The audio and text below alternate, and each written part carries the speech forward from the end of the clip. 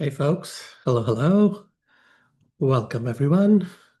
Yeah, so today we are just gonna sort of do a general chat, catch up with all things that have happened around us, all the things that have happened in terms of the points world, things that we should pay attention to, things that are not worthwhile. So yeah, feel free to chime in the chat, and I'd be happy to uh, get all of your comments as we go through them. The first one being the obvious, the biggest one perhaps, especially for this community, is the RBC Avion Visa Infinite card is back with its elevated 55,000 points bonus. The good news, much like most times, is they've given us slightly more than 3 months, right? So September, October, November. It expires mid-November, so you have just enough time to sort of get all of your points and convert them into all the fun things that Avion points are able to do for you. So yeah, very, very timely. And of course, from what I see, a lot of you are already partaking in that, which is great. Great to see that.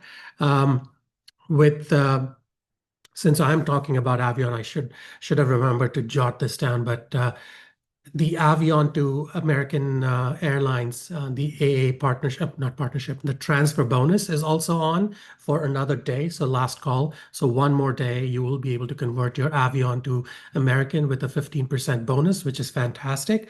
And I hope I get my math right, and folks can feel free to correct me. The typical transfer ratio is 1 to 0.75. And I think with this one, it becomes 1 to zero point 0.8 or slightly better than zero point 0.8. So, like I've argued even before on this forum, for my needs and for a lot of your needs, you don't always have to push your Avion into Avios.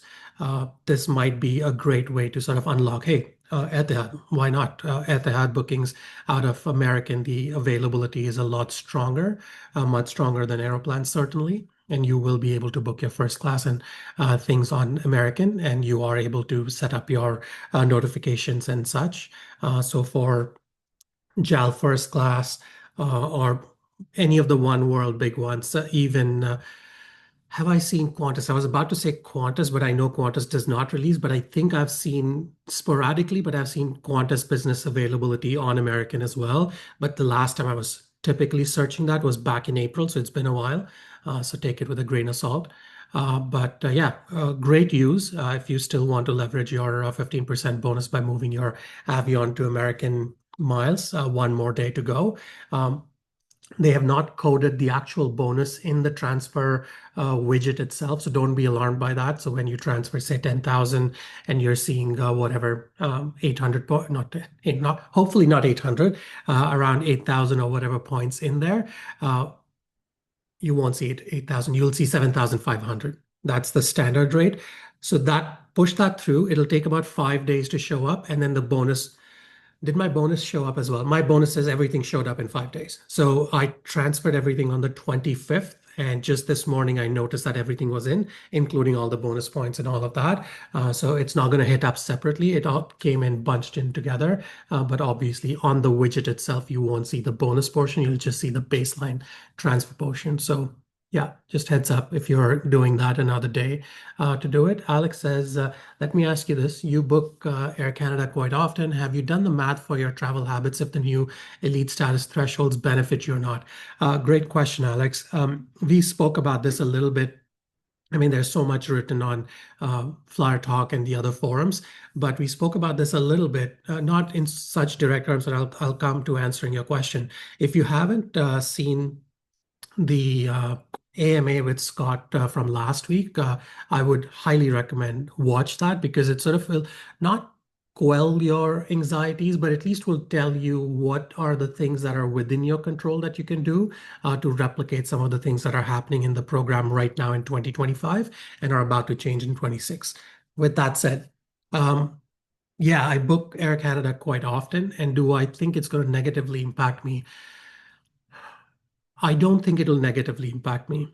If anything, I think I'll be able to maintain. So right now, with everything I do, I organically just meet 50K. So last year, I met 50K and had a rollover of 3,000 SQMs. So I just about meet 50K with SQD and SQM. If I continue the same way, I've done some numbers, and it looks like based on even without the promotions and stuff, my things won't change. I think I'll still make 50K just by the skin of it, skin of the thing, by the skin of the teeth of the skin, whatever it is. I'll just make 50K. So I think I should be okay with SQC as well. That said, what is really changing in my mind since the announcement of these updates has been, should I bother with status anymore? I think Sash or somebody made a point on that AMA and said you at least want 25K so you could use priority line when you call for anything else. In my experience, at least the last 2 years is all I can remember, so I can just vouch for last 2 years. If you ever catch me saying, "Oh, 5 years ago I did this," it's half lie, simply because I don't remember half the things I've done more than a year ago when it comes to this points industry. So in the last couple of years, I've not had the need to call Air Canada for cancellations, changes, or bookings, simply because the way I travel has become a lot more streamlined. I lean in heavily now on travels that save me time more than anything else. Not saying that I have unlimited amount of money to splurge, but at least I try and focus my energy towards time a little bit more. So even if I'm spending a little bit more on points through dynamic purchases, I do that if it saves me time. So direct flights or one stop is the best that I'm looking at. I'll often position to the US if I had to. So that way, yes, it might take me sort of, if there's always a window, right? Like how much time are we talking about? Are we talking 6, 7, 8 hours? Are we talking a full day because it's making me sit in some airport for 22 hours and things like that? So I take all of that into account. And based on my habits, I think I'll either just about make 50K. And even if worst case scenario, I don't travel, say, Air Canada as much as I did in the last 2 years, I won't make 50K and I'll make 35K. But the baseline for me is I do try and book myself directly into business class seats for anything longer than, I'd say, 3 hours. I recently did a premium economy flight to Vancouver, so Ottawa, Vancouver, where my e-ups didn't go through. Wasn't bad, to be honest. I slept half of the flight, and the other half I was just puttering around, uh, on social media or messaging people or whatever on my phone. So it didn't feel awful that I wasn't laying down flat or whatever else. So beyond the semantics of constantly being in a lie flat bed, I'm always trying to book myself into business class seats. With that in mind, if I'm constantly flying business class anyways, do I care so much about status? Because most of the things that status brings me, it kind of covers it all for me. And we've spoken about it on this forum as well. So priority line, if you had to call them for many of things, free cancellation if you were 100K and whatnot. And then if I was thinking of 100K, I think my answer would be very different. I would have said these changes would impact me negatively. But I mean, right now I'm looking at next year, I might meet 50K. If not, I'll definitely meet 35K SQCs.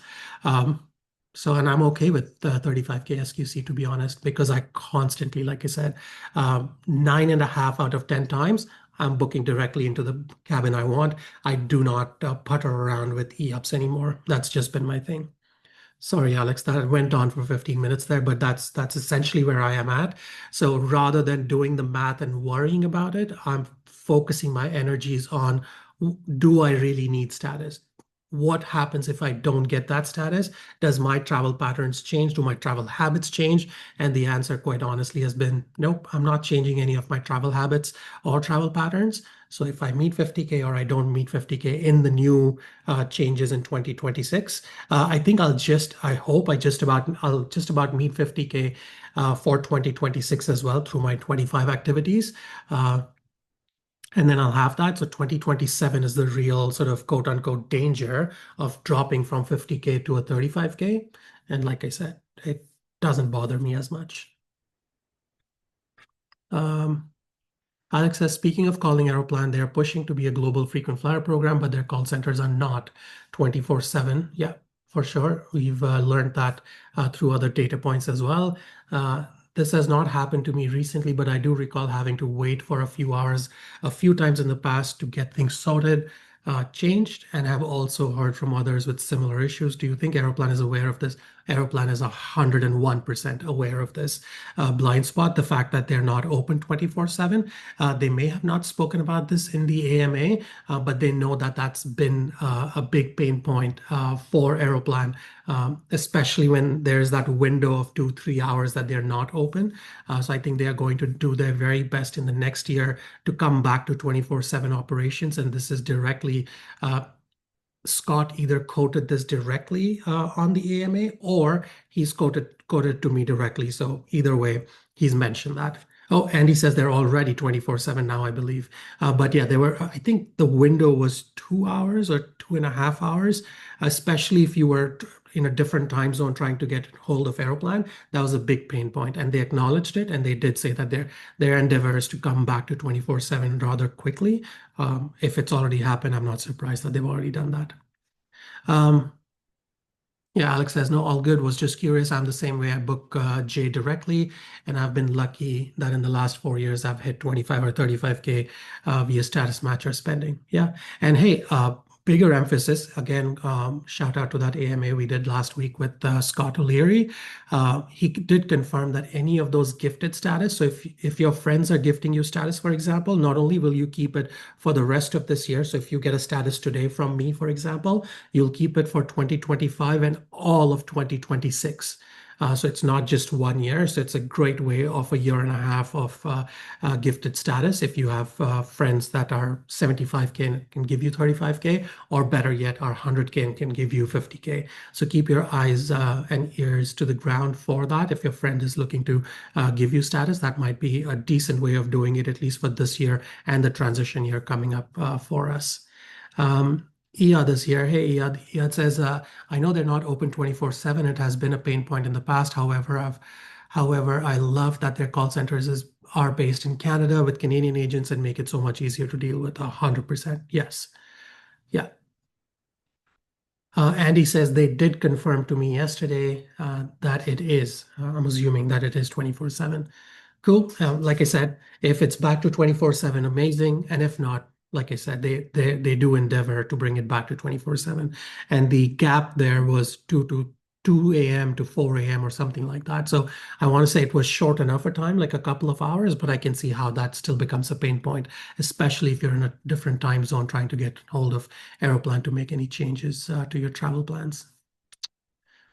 Good questions. Great conversation. Where were we? We spoke about the RBC Avion 55K. We spoke about sort of the last day is tomorrow for transferring Avion to American with a 15% bonus. And speaking of transfers, I don't know if some of you read on other forums, Avios transfer. So BA Avios transfer over to Iberia and Aer Lingus is currently suspended. So if you go into the webpage where you start your transfer process, it'll tell you there is a notice there now that BA Avios transfer to Iberia and Aer Lingus is suspended.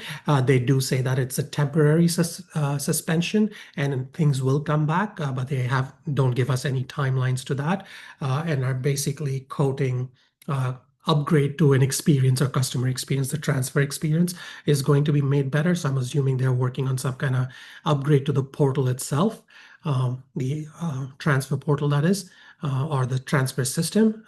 We'll wait and see, but just heads up, BA Avios to Iberia and Aer Lingus is currently suspended and is set to return, but we don't know the dates just yet. Should have mentioned the Aeroplan and Air Inuit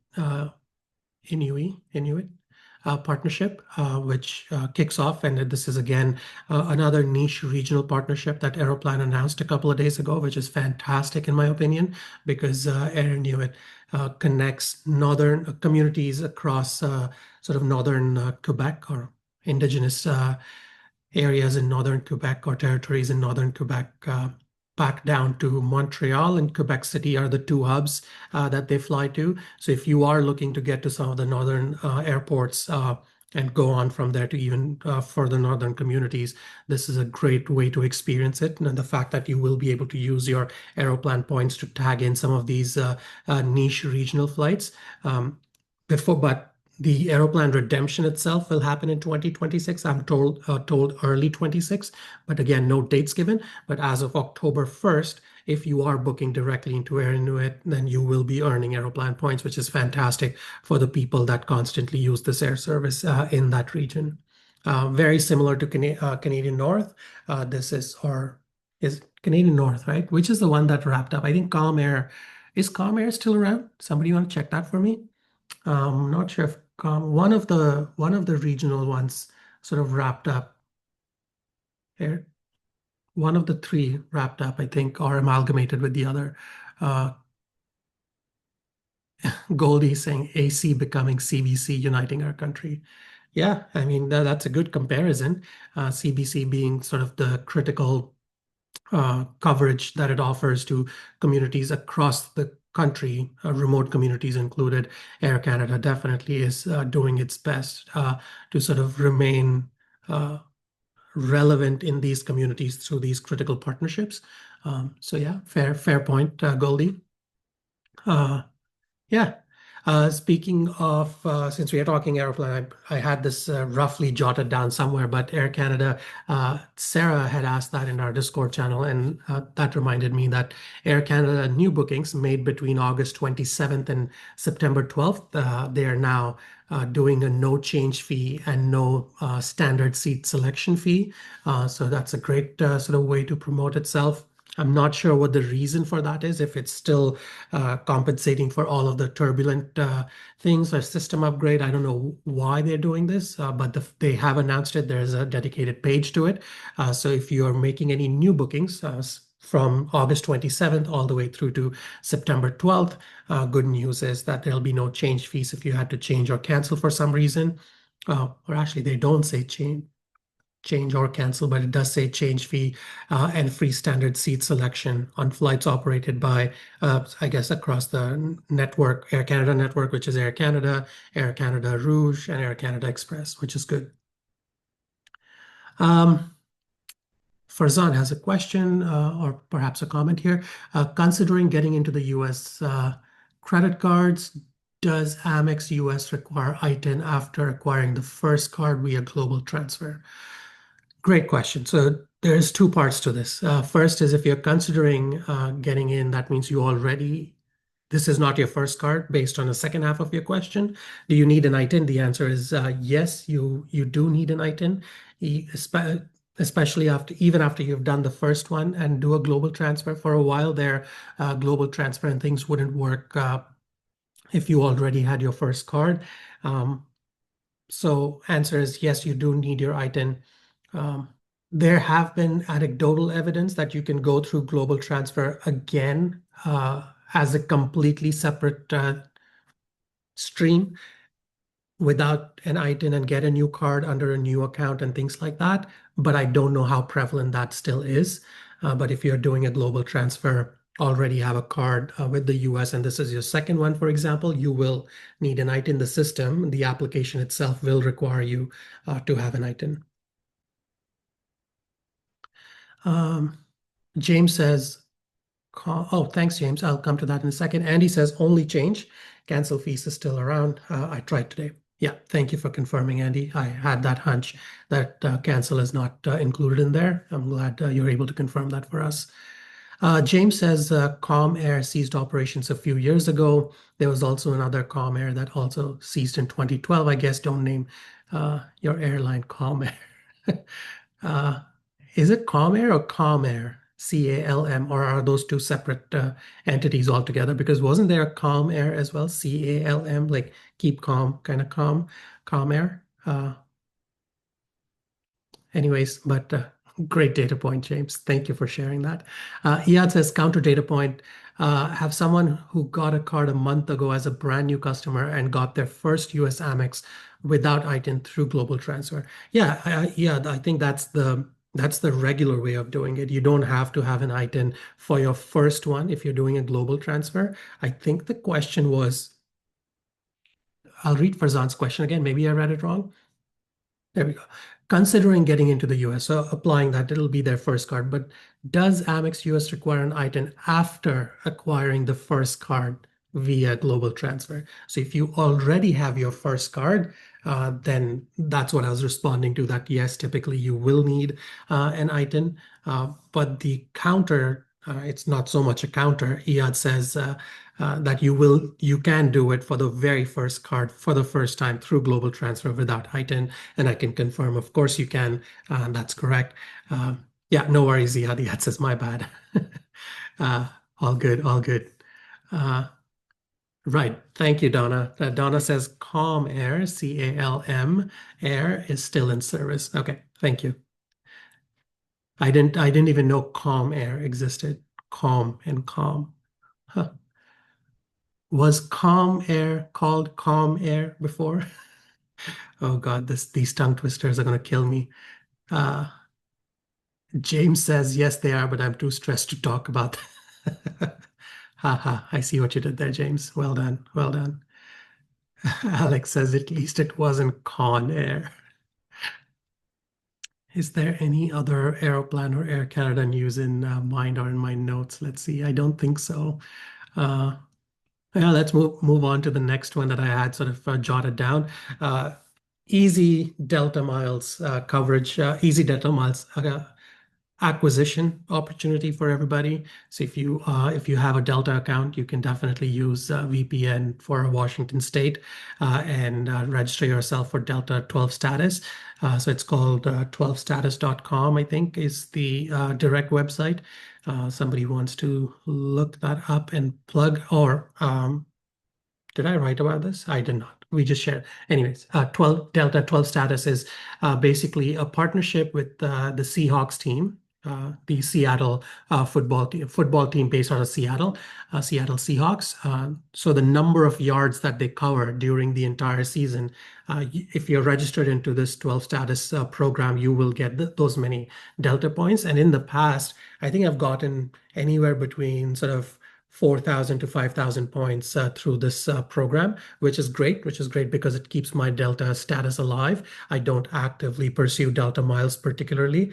So this is a great way of for me to continue uh, acquiring a few miles along the way. And of course, you can use your Delta miles to fly WestJet if you wanted to, or redeem on WestJet if you wanted to, or you can do.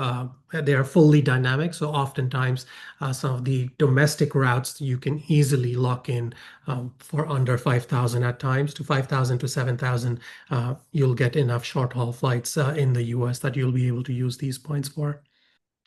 Yeah, James is responding to that thread about global transfer and ITIN. James says you'll probably want ITIN eventually, and it's not too difficult to do on your own, in my opinion, but I agree with the above. What's the above? Oh, above. Alex had also responded, says it varies. Some have gotten up to four via global transfer, and others hit a brick wall after first or second. Yeah. Yeah, I just don't know if I've consistently heard data points that after your first one you don't need your ITIN. So obviously, like Alex is saying, it does vary, but leaning more on what James is saying, that you will eventually need your ITIN if you are to get more than a couple of cards.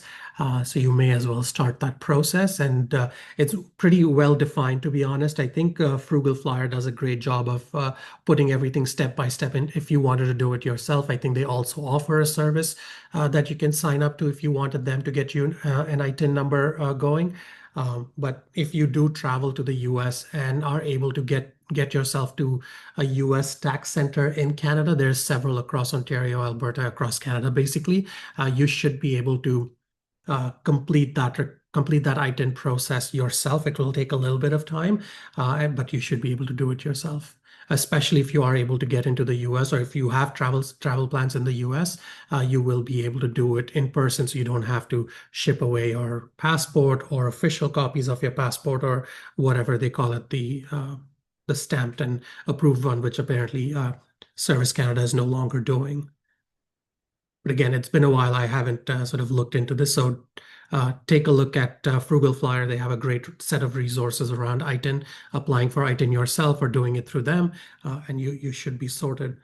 sorted there. Alex says it is best to get ITIN as soon as possible, even before global transfer, in order to start building credit history. Besides Amex via global transfer, all the other banks require a minimum of 1 year, if not more, to get your cards. True, true.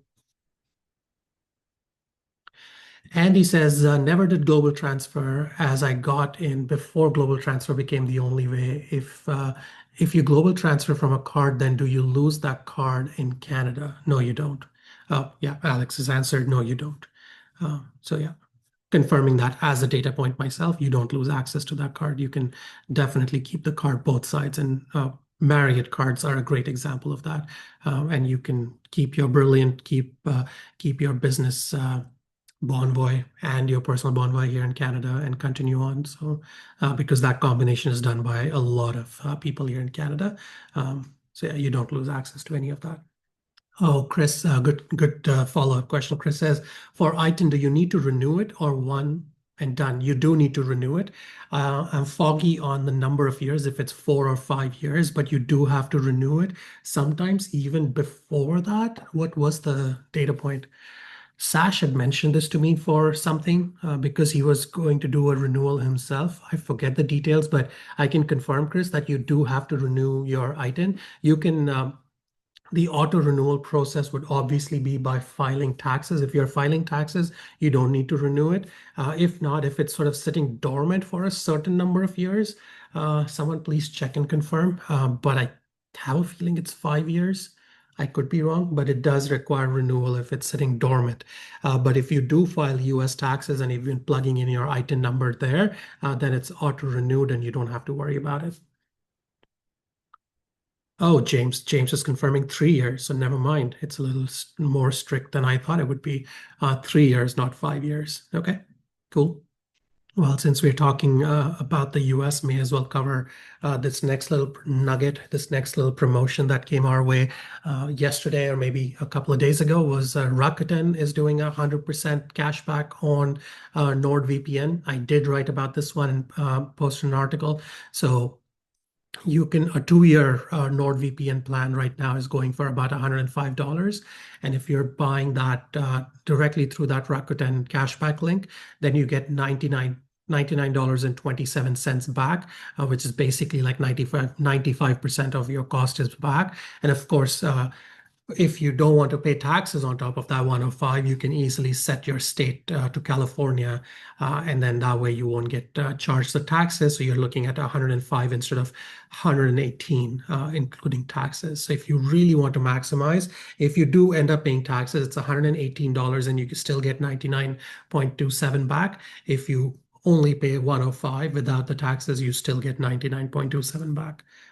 So a great way to do it. And honestly, I do use NordVPN actively myself. That's my go-to VPN service, and I can vouch for how consistent and awesome their service has been throughout the globe. I've done it from India, UAE, Vietnam, Australia, US, of course. While I'm in Canada, I constantly ping into US IP addresses. So yeah, it's been rock solid for me. I've done it from a bunch of European countries too, and really good sort of maintains that service and the internet speeds as well. So it is high-end high speed service that you get through the VPN. So yeah, if you don't have NordVPN already, this is a great way to do it. If you already have NordVPN, because one of the stipulations in this promotion is that you have to be a new client with NordVPN. If you already are, you can still register yourself as a brand new client with a new email address and such. And that way you still are able to leverage this 2 year plan for almost free, right? What is 105 minus 99? So it's $6. Pretty good, pretty good. Okay, so where were we? Rakuten and NordVPN. So we just spoke about that. Have any of you, is there any interest in trying out the Swiss A350-900 flights that have now the new configured cabin, very similar to Lufthansa? Swiss Air has also sort of now released the A350-900 cabins into the ether for you to book and redeem. Right now, that new aircraft and new service is only running on the Boston Zurich segment, and I recently tried to book. in fact, did book it. So Zurich, Boston to Zurich or Zurich to Boston, it's flying at least 3 times a week from what I could tell. Maybe there is more, but at least 3 times a week. That sector is flying the A350-900 with the brand new seats and configuration. What took me by surprise was two things. There was absolutely no availability on just that sector. So you had to add a segment beyond that or before that in order for you to get through. I couldn't find anything starting out of the US or Canada tagging into Boston, going into Zurich to unlock that award availability. But I did find that if I was adding a segment after Zurich, I was seeing Boston Zurich available as well. So if you are into trying out new aircraft, new cabins, that might be the way to do it. I eventually booked India trip. So I booked Boston, Zurich, Mumbai. And of course, I'd have to position myself to Boston. Out of Ottawa, the easiest one would be Porter. But anyways, that aside, what took me by surprise though was the new cabin. The first row of the new business class cabin, I think Swiss is calling it Senses, is the name of the business class cabin itself, or the seats, perhaps the service. I don't know. So Swiss Senses is the name. But beyond that, it basically is a really good looking cabin. Much like Lufthansa's new, it's a staggered configuration. It depends on where you are. So the seats are slightly different in the middle, slightly different on the sides. There is no sort of clean throne seat, if you will. There are, what are they calling it? There are sort of row one of that business class cabin is business suite. So it's the larger business class seat. That particular seat I was able to select, and it was charging me $750 Canadian. I obviously found this availability through Aeroplan, but Aeroplan has nothing to do with what the pricing of seats are. So that particular seat cost me $750 Canadian just to be in that row one. If you did row two or the other even numbered rows, which were kind of similar to a single seat with more privacy, then that was free of cost with the booking. But if I wanted the larger business suite, it was $750. And my second segment, which was Zurich to Mumbai, where it was the usual A330 throne seats. The throne seats were just under $250. I want to say $230 or $240. Even that seems exorbitant to me, to be honest. That A330 throne seats can be resolved because when you can make that selection for free at the time of checking in. But I don't know if these business suites in the new aircraft, which are the bigger business class seats in the new Swiss Senses configuration, will be free at the time. They obviously won't be free. There'll be an upcharge. They've already confirmed that.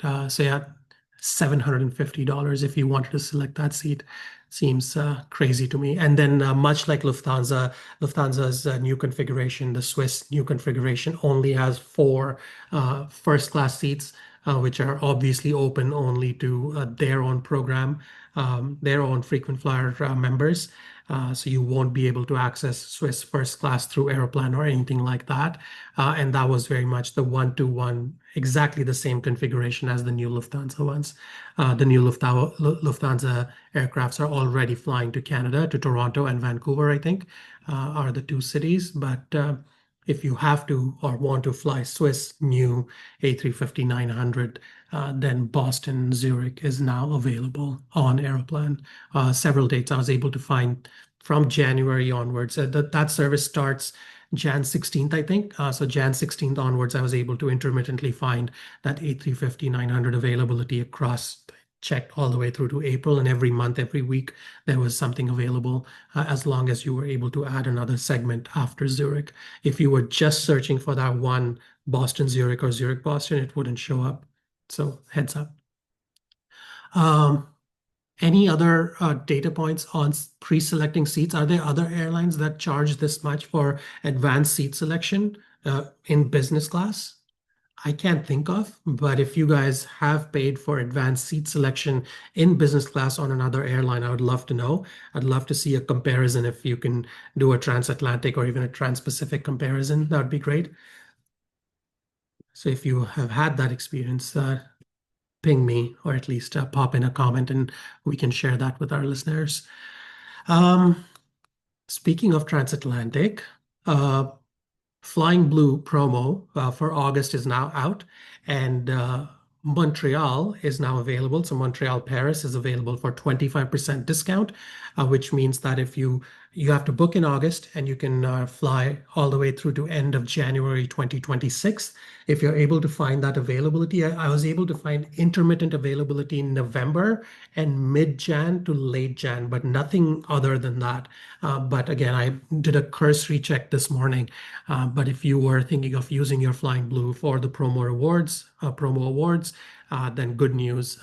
You are able to use them out of Montreal. And I think that's the only city right now in North America that is covered through the August promotion.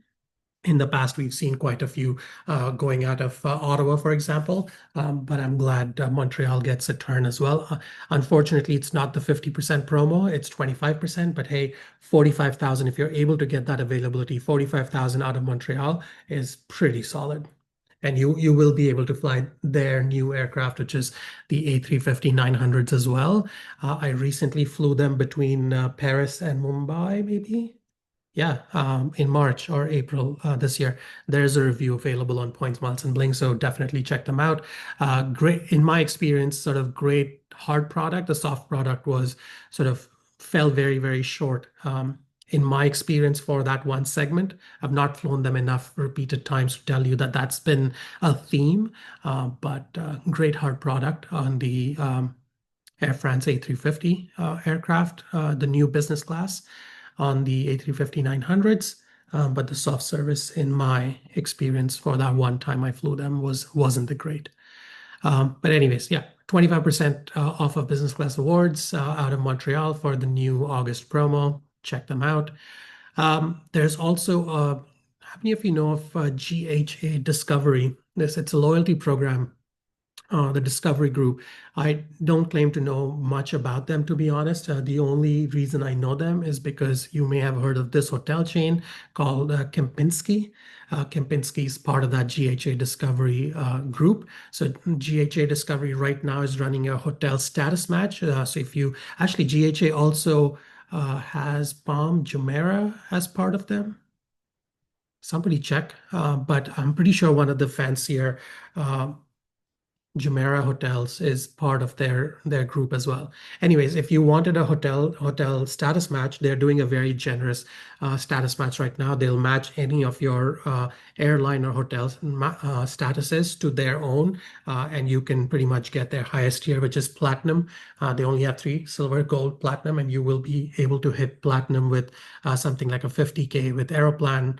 So yeah, very simple. Just Google GHA Discovery Hotel Status Match, and you'll find their page. They have a dedicated page for the full sort of thing going where you can submit your application. Right now, apparently, anecdotally, it's taking them 2 to 3 business days to get back to you. And the status match is fairly quick, straightforward. Nothing, there's no catch to it. So if you are looking for a hotel status, and this might be, and most people will do it if you wanted to see if there's other opportunities to match into other hotel chains later on. So if you haven't done any GHA Discovery Hotel matches before, this might be a good one to keep in your back pocket for something that might come up later in the year with another chain that you can then use these guys to see if you can match through, or you can try out a couple of their properties. GHA has some really good high-end properties, but none that you'll be able to use your Bonvoy points or any of those because it's a completely separate chain. But heads up for your Scene Plus points.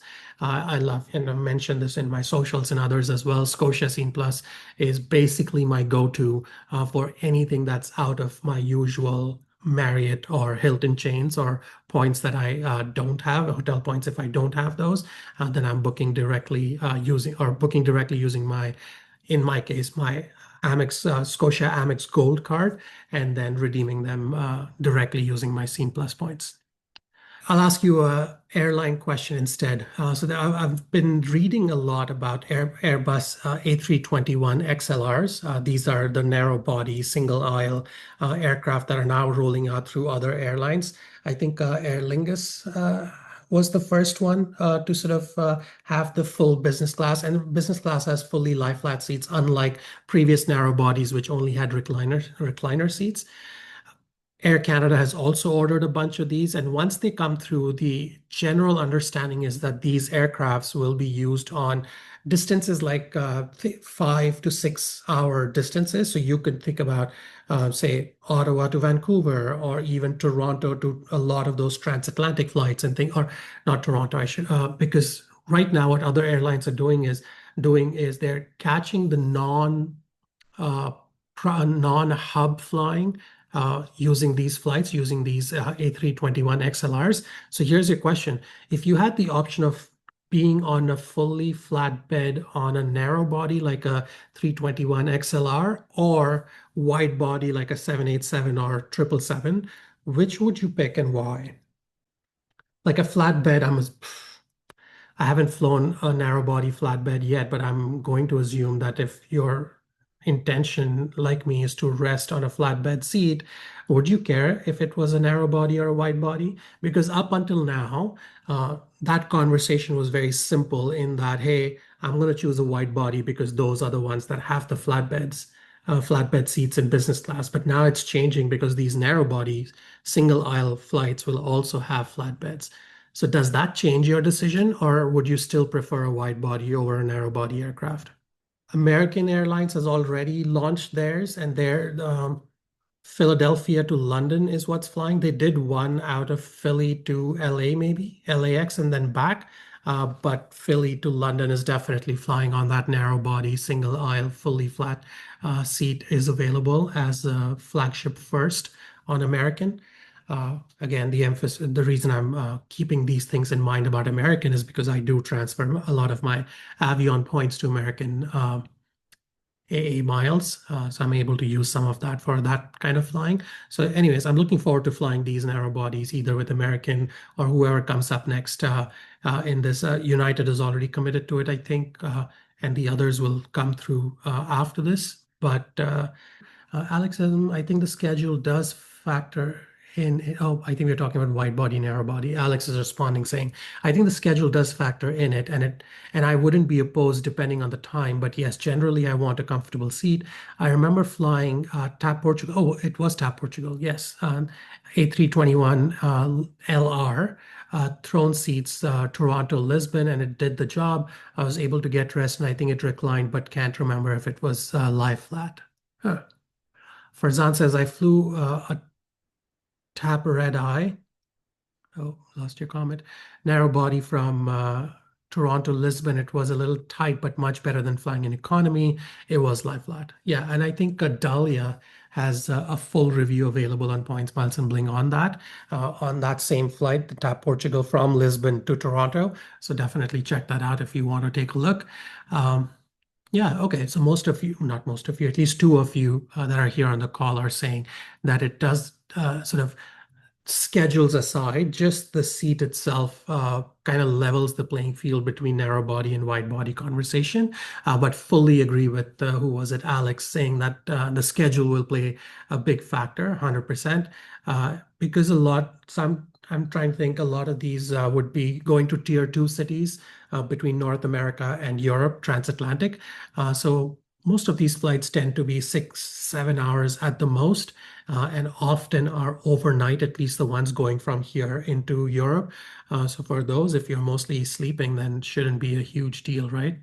My one thing about flying transatlantic on these, not just narrow body, any narrow body, wide body, whatever the case might be, is it's just not long enough for you to fully enjoy the meal service, the rest, the a little bit of work by using Wi-Fi and things like that. I'm thinking at my last couple of transatlantic flights I did, they're short enough that I've often just skipped meals. And if I'm not reviewing the flight, that is, I just skip meal and just sleep because most of these flights tend to leave at 5 p.m. or later and get into Europe super early in the morning. There's a few flights that leave sort of 10 p.m., 11 p.m. out of North America and get there more around 7, 8 a.m. European time. But I do find that these short transatlantic flights are short enough to not be able to experience the entire sort of thing that you would want out of a truly international flight, which is the full gamut of your couple of meal services, ample rest and time to sort of get work done and things like that. Out of East Coast, yes, I should say out of East Coast because I see Alex's comment already. Alex says, being based in Winnipeg, I would definitely take a narrow body if it means bypassing hubs such as all of the others. Yeah, good point, Alex. I think being in Ottawa myself, I think a lot once the Air Canada ones are also here, I suspect. Um, right now, like that Ottawa London flight, which is on a 787, I suspect. So this is just conjuncture.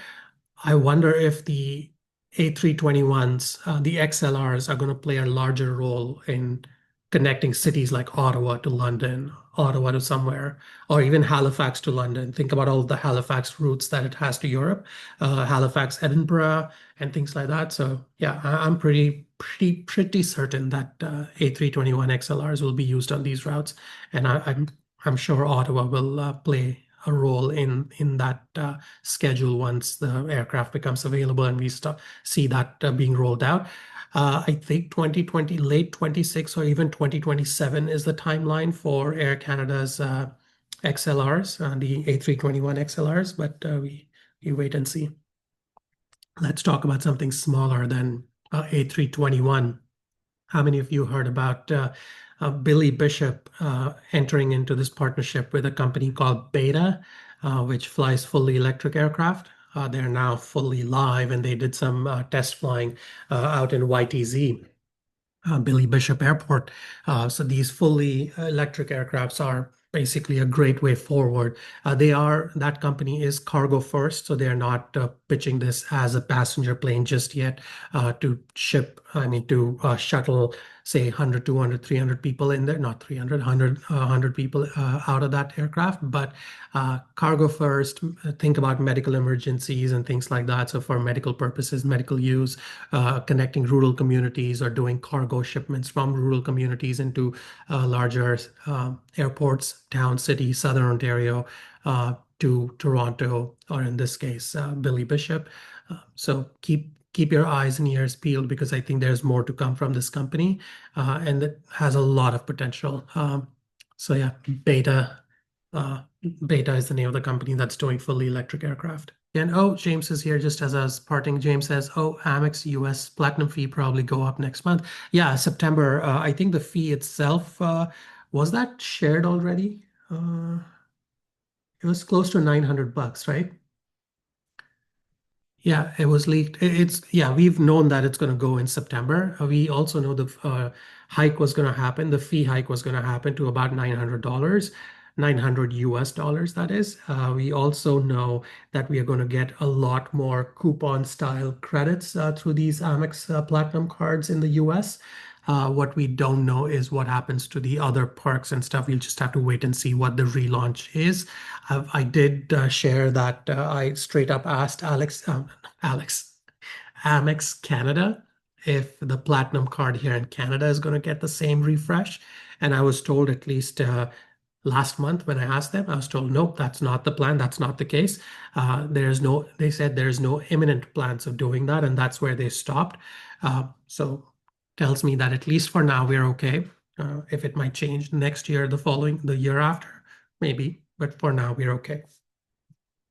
Farzan says, when trying to generate Amex referrals, I get the error, you're not eligible, blah, blah. Yeah, Farzan, I think that's been fairly widespread now or common. What I would say is continue using your card, put some actual money, regularly use your card, and within the next couple of months, 2 to 3 months time, you'll see that come through. A lot of people that were facing the same issue where Amex referrals were blocked for them, the blocks were waived or raised during this double promo season that just ended on August 18th. So it was waived at that time. But yeah, it does come back. The only sort of way to get that going, get that back is use your card. Don't sock drawer it. If it's a card you're not putting in enough money and you're not paying regular bills and things like that, if you use your card for what it's intended for, you should see that Amex referrals get reactivated for you. There will be no notifications for this, unfortunately. You'll just have to keep checking periodically to see if it comes through, but it will. So yeah, just use your card, pay your statements as they come through, and in a statement or two, you might see a difference. Alex says, find hotels and resorts is going up to 300. Use existing ones now, and quite likely when the new FHR comes, it'll apply to everyone. Yes, good point, Alex, about the Amex Platinum. FHR is going up to $300 if you use up all of yours now. Once it comes through, it should stick on the US side of things for sure, and then you should be able to get something like a refreshed and a renewed 300 in January. So pretty good. I will take James's cue and wrap this one up, folks.